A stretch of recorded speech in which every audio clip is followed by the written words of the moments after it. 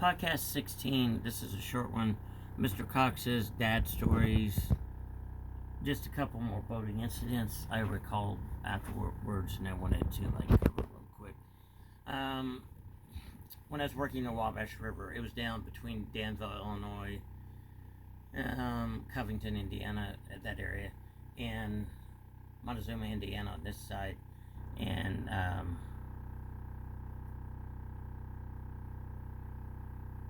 said I think backwards, but anyway, between Montezuma, Covington, and Terre Haute, and we would go all that stretch, and so got to know the river really well. You know, where it was deep, where it was shallow, where you were going to get hung up, usually where you wouldn't.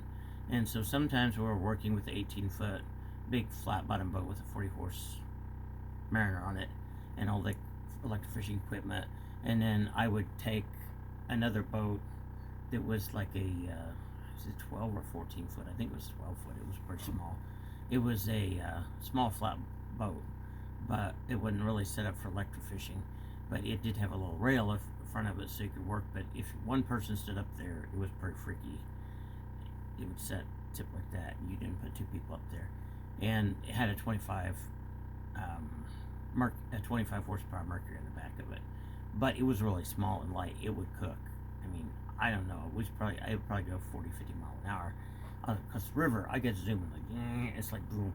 And I got so I could read the river and know where it's going. So I was fine most of the time. But I was trying to go back and meet them, and they were driving up to this other boat launch. So I was going as fast as I could. Down lots of time, no problem. One day I go through there, and I hit this sandbar. I was going full tilt, as fast as the boat would go. It's one of these where you just have the tiller, I'm holding it in the back. It ripped the motor out of my hand. We hit the sandbar, turned it sideways. The boat leaned up on its side, went zoom, and I never felt anything like it. It put me kind of on the floor, and the boat did that several times till it stopped. And it's one of those deals where you sit and you shake for a minute, and you think, what could have happened?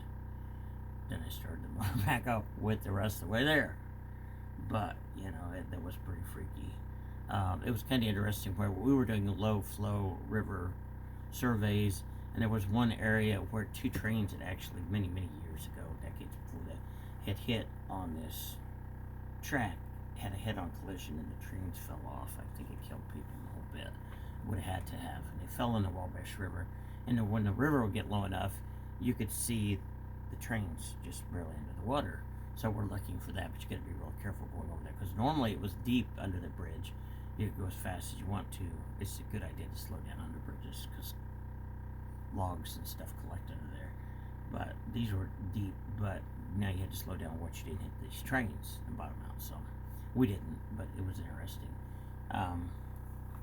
Somewhere up north in Indiana, I'm trying to think where exactly that is, but there is actually, I don't know why they did it, some really old locomotive, and at the bottom of this gravel pit, they wanted to get rid of it, so they parked it down in there.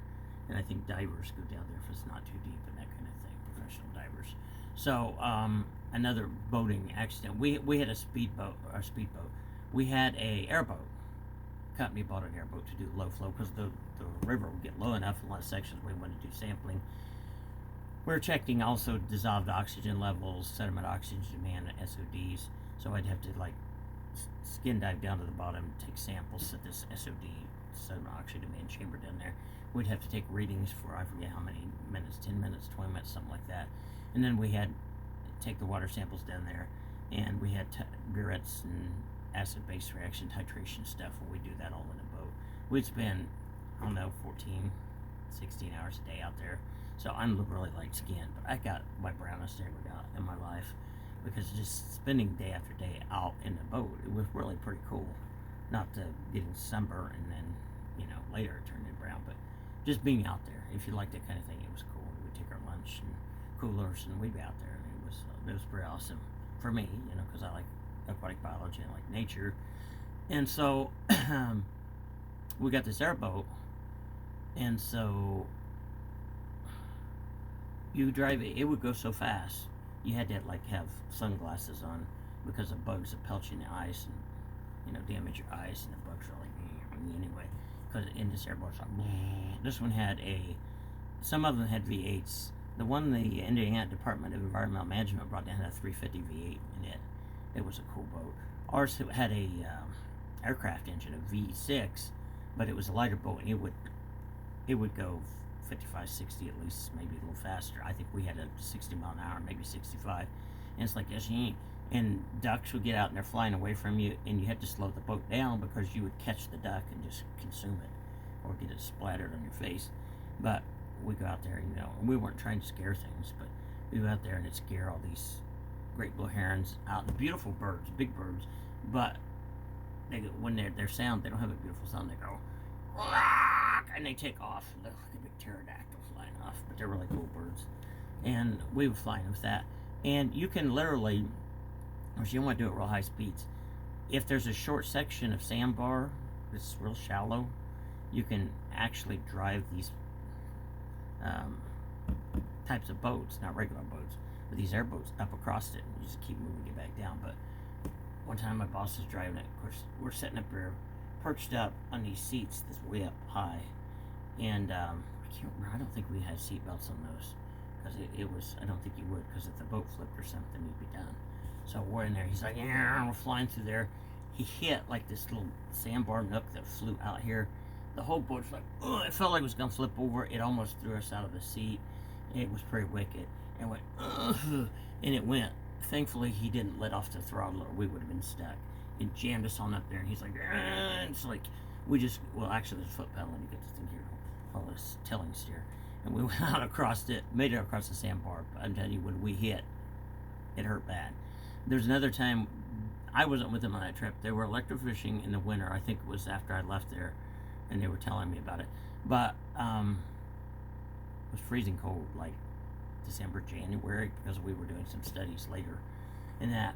And they had one of the other guys that worked for our environmental programs part of our corporate office there, decided to want to go out with them. He was sitting in the front of the boat, and they hit I don't know what the deal was with the sandbars. Hit the sandbar with a 14-foot boat, and this guy, I wouldn't say his name anyway, but he usually worked for air programs. He was doing air sampling, but he wanted to go out with him. It rolled him out of the front of the boat. Thankfully, not into the freezing water, but in onto the sandbar.